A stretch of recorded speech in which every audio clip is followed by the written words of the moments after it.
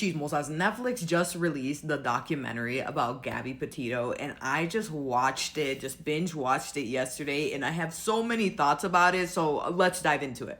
Now, first and foremost, I'm sure everybody on this app remembers this case because I feel like TikTok went absolutely crazy. Now, this was a time when I wasn't really on here creating anything. I was just on here spectating as I did back in the day. And I remember how closely everybody was following this case. So freaking close that I feel like people were doing the work for these FBI agents, and I'm sure you guys remember this too. And listen, guys, I'm sure everybody has their thoughts and opinions and everything about this documentary, but now that I'm rewatching all of this and like getting everything together, I am mad all over again. Because why in the world did they never, ever try to talk to Brian Laundrie at any point? It's like, oh, hey, like, can we talk to your son? And they're like, nah, and they're like, okay, cool. Like that, and the police officers that were first like on the scene trying to figure out what was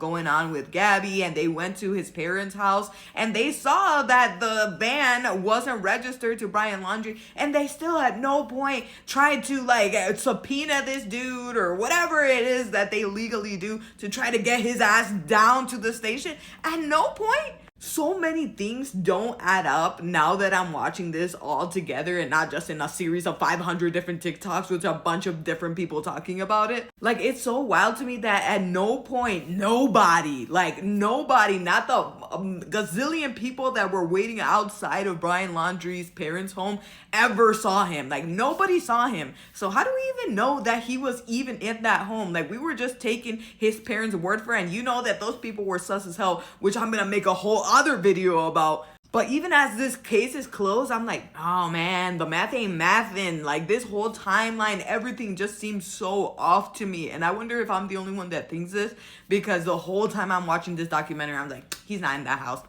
He's not there. He didn't take that Mustang. There's no way. His mom probably drove that Mustang to that area, left it there, came back, and still, I have no idea to this day how there were so many people hanging outside that home and nobody saw nothing. Nobody.